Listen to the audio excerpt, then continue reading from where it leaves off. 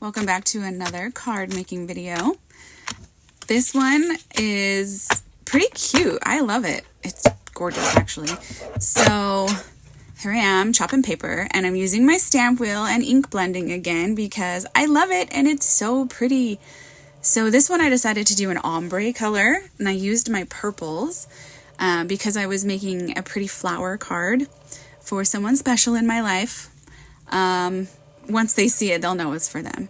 Anyways, I liked how it looked like misty mountains or like a really pretty nighttime sky almost. So the colors blended were with the Distress oxides, and this is micro glaze. This removes the cloudiness and I don't know, it just makes the colors blend so nicely together and it gives it a deep, rich color. Like you can see from side to side, the side right here is cloudy and it's pretty, but it's not finished.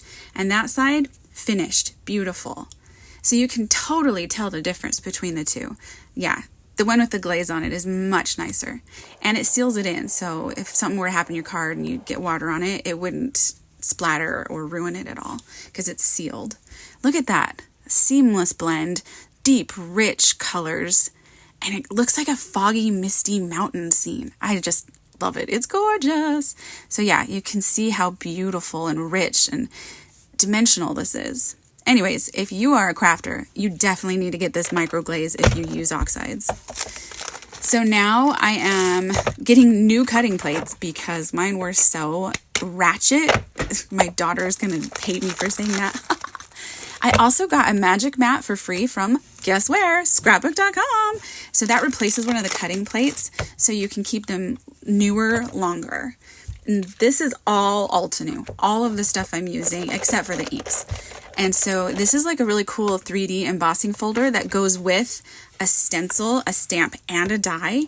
It's so cool. It's totally new. And so I wanted to try it out for sure. So this is called a layering stencil and it has 6 different layers. And so what you do is you emboss the paper, then you line the stencil up over the embossed area. And then you use your inks to give it dimension. So the flowers were 3 different levels. The leaves were 3 different levels. So I used the same purple as I did on the background to, you know, make it coordinating and really pretty. So those are the flowers. These are the leaves. And, you know, I did all the turning and lining up off camera because that can take a bit. But it's worth it in the end. Look how pretty.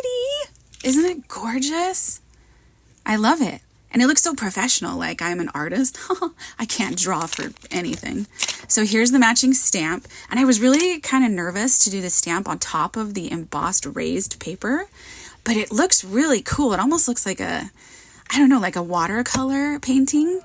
And then I just did yellow in the center because, you know, they didn't have a color with the stencil and I liked the yellow. And so then I'm taking my die to cut it out and I line it up around the embossed area. It fits perfectly. And it even has those cool little cutout sections to get in between the flowers. I thought that was really cool. So I definitely needed to tape it down to make sure that it wouldn't move at all. And you could see on the tape that the ink came off a little bit. That's because I didn't seal in with the glaze. I hadn't sealed the flower yet. So my ink was still manipulated. Oh yeah, I put it back in the embossing folder to give it those 3D dimensional raises again, because once I ran it through to cut it, it kind of flattened out. So here I am doing the glaze to seal in that ink so it won't be lifted by anything else and it won't be manipulated with water or anything like that. You can see how gorgeous that looks. And then this was a cool new embossing folder that I got from Altenew. And I love like the cool grid pattern. And it's like not just grids, it also has like a diamond texture in the center of the squares. And I thought, how cute would that be on this purple paper too? So I tried that out and look how cool. Isn't that freaking cute? I love it. It's a cool folder. I like it because I love textured papers and I love dimension and I love depth, obviously. So now I wanted to give a little, I don't know, extra something oomph to the background paper, which I chose to use white as my background. So I just took the inks and I was splattering them on the paper. And I like how cool it looked. Like it just gave it a little something extra. And then on this one, I wanted to splatter it with white. So I did the same thing. I just put it on my acrylic block, squirt it with water, swipe it off to give it some splatter. And then this is my 5-inch double-sided tape from Amazon. Use this for everything. Love it, love it. It essentially makes everything into a sticker, so you don't have to glue stuff. And then these are just my extra strips to cover the entire paper. And here I am putting my mat down, because you gotta have a mat somewhere for them to write a note. And then this is, I turned it into a birthday card. So this is Celebrate. It has a shadow background and then the word. And I didn't know if I wanted to use white or purple, so I cut it out of each and just kind of made my decision that way. And I actually cut it out of the splatter paper so I could give it like a cool, I don't know, inlay look. You'll see in a minute. And then I re-embossed the background paper because it did kind of go flat when I ran it through my die machine. So that's why it took me a while to get the sticker paper off. And then here, I taped it on upside down, so I had to make a new one off camera and redo the card. You weren't supposed to know that. Anyway, so I put it back on, and it's like an eclipse technique. Because you can't tell it's cut out, but then if you look really closely, you can see the outline. And I did more flowers off screen, and then glued it all together, and I used my ombre paper for that Celebrate word.